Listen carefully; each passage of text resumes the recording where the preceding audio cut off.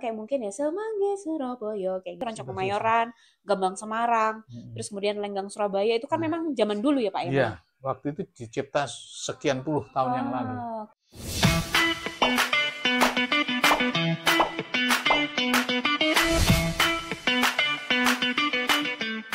Oke teman-teman, balik lagi di podcast Sika Talks Channel. Masih juga bersama Bapak Musafir Isfanhari, salah satu legenda musik di Surabaya dan juga Jawa Timur yang karya-karyanya sudah mendunia. Nah ini karya aransemen paduan suara aja nih ya. Ini sudah segini tebelnya teman-teman. Dan ini juga masih belum lengkap. Ada lagi satu buku yang masih belum terkumpul ya Pak ya. Jadi luar biasa banget ini. Dan saya beruntung banget ada beberapa lagu yang pernah saya nyanyikan bersama tim paduan suara. Seperti itu. Oke Pak Is, kalau tadi kita kan ngobrolin soal musik keroncong ya Pak ya.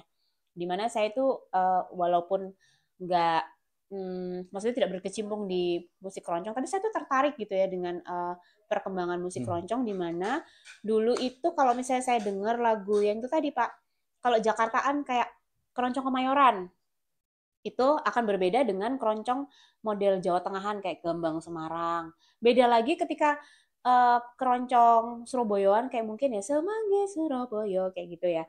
Tapi ketika dengar apa keroncong Kemayoran itu kayak kesannya tuh kayak apa ya, ada nuansa Portugis dan Belanda yang sangat kuat gitu.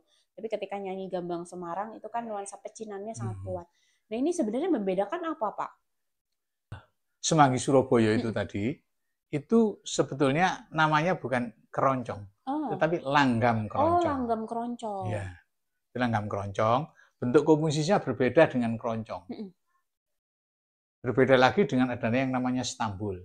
Itu kalau dianalisa itu jumlah biramanya itu beda-beda.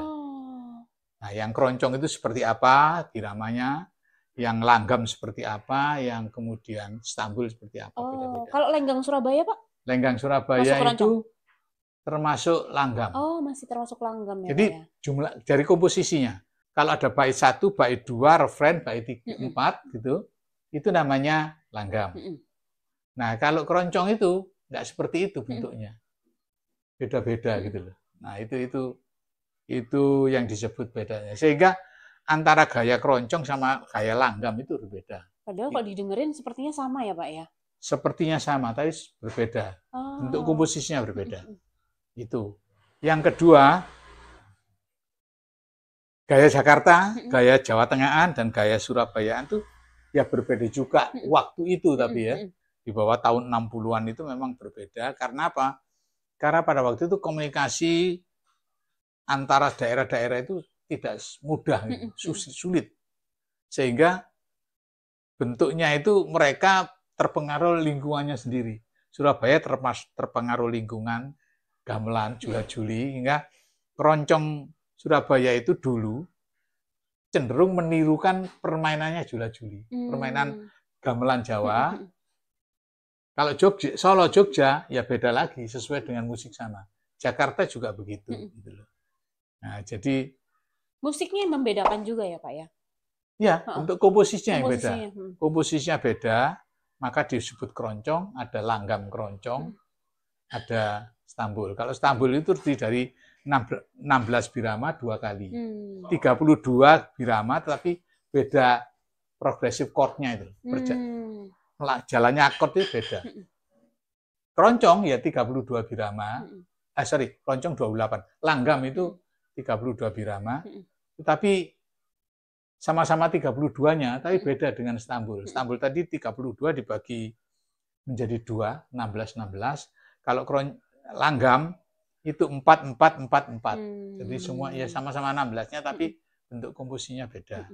Nah, yang membedakan tadi Pak Is sempat bilang apa? Oh ya, kalau waktu itu ya, waktu itu di bawah tahun 60, itu tadi tidak ada kontak yang baik antara Surabaya, Solo, Jakarta itu tidak ada. Sehingga mereka meniru gayanya daerahnya masing-masing. Kalau keroncong Surabaya yang diwakili oleh waktu itu Orkes Keroncong Aneka Warna, pimpinan Markasan, itu sangat kental sekali nuansa Surabayanya. Jadi seperti seolah-olah meniru jula-juli Surabaya itu. Kalau bahasa Jawanya tabuane itu meniru tabuan karawitan Jula-Juli. Sebaliknya Solo punya gaya sendiri ya sesuai dengan musik karawitannya Solo. Jakarta juga begitu. Sehingga akhirnya orang begitu dengar tahu ini gaya Surabaya ini. Ini orkes keroncong Solo itu ada. Tapi kemudian sekarang tidak bisa begitu. Kita bisa dilihat dari TV, dari YouTube, dari Google, dari apa saja. Hubungan sangat dekat sekali. CD beredar di mana-mana, kaset beredar di mana-mana. Akhirnya saling meniru gitu loh. Jadi apa yang dilihat di Jogja, di Solo, Jogja, ditiru oleh Surabaya, yang menurut Surabaya baik. Sebaliknya yang di Surabaya bisa ditiru oleh Solo, Jogja. Contohnya ada lagu judulnya Andi-Andi Lumut. Itu orkes keroncong Surabaya yang main itu. Tapi banyak orang mengira Andi-Andi Lumut itu dimainkan oleh orkes keroncong Solo. Karena pola melodinya sudah mirip gitu.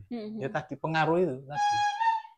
Ini kalau dulu tidak terjadi begitu karena kita mendengar RRI Surabaya aja, TV belum ada ya. RRI Surabaya paling didengar orang sekitar Surabaya.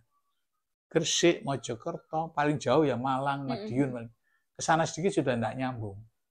Baliknya Solo juga demikian. Akibatnya tidak ada saling tahu antara Solo dengan Surabaya. Nah sekarang sudah bebas.